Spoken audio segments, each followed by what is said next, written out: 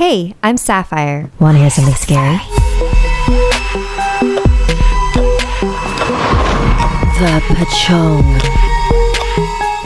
This story is based on an urban legend from Indonesia. There once was a young girl named Imelda. Every day after school, she had to attend religious classes, but the only way there was to go through a thick forest. Neither the sun nor the moon could shine through the densely packed trees, and since no one else in her class lived in her neighborhood, she always had to walk there and back completely alone. The first couple of times was nerve-wracking, but after a few weeks, she had grown used to the darkness and had her way home memorized. One night after class, she was headed home on her usual path, guided by her flashlight.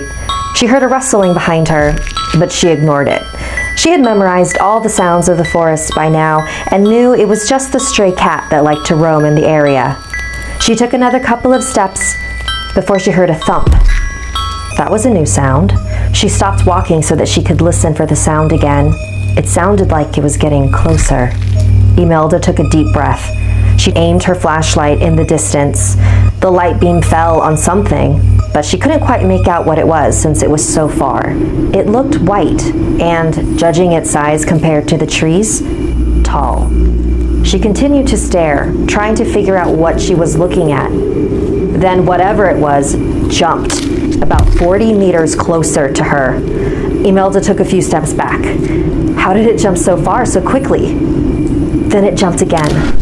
It was now right in front of her, and there was no longer any doubt in Imelda's mind what she was looking at.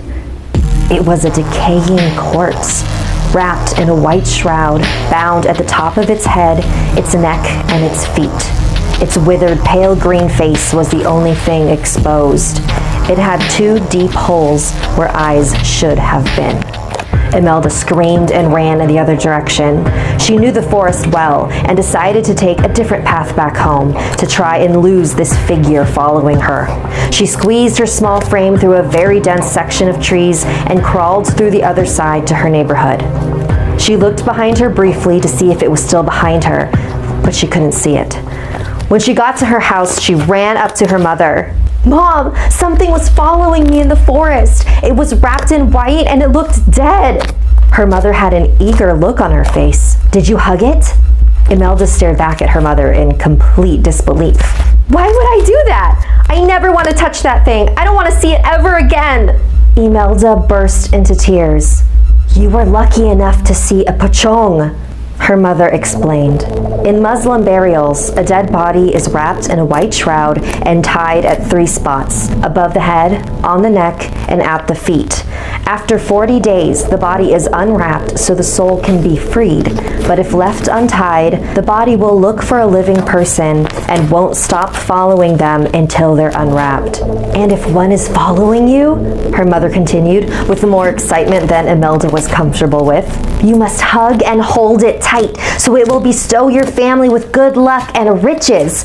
Don't you want us to be rich?" "I don't want to touch it, Mom." Something hit the door. "Imelda, you have to open the door."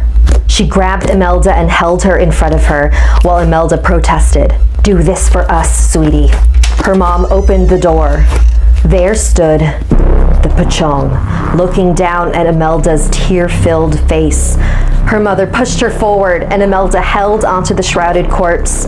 Then her mother helped her pull the pocong to the ground so they could untie it. They stared at the motionless corpse on the floor and wondered, did it work? Over the next few days, Imelda's mother was the most cheerful and giddy she'd ever been. She poured herself many cocktails in premature celebration of her incoming wealth. She drank a little too much one night and was struck dead on the road. Imelda was devastated by the loss of her mother, but her pain was eased when she was adopted by a very wealthy family.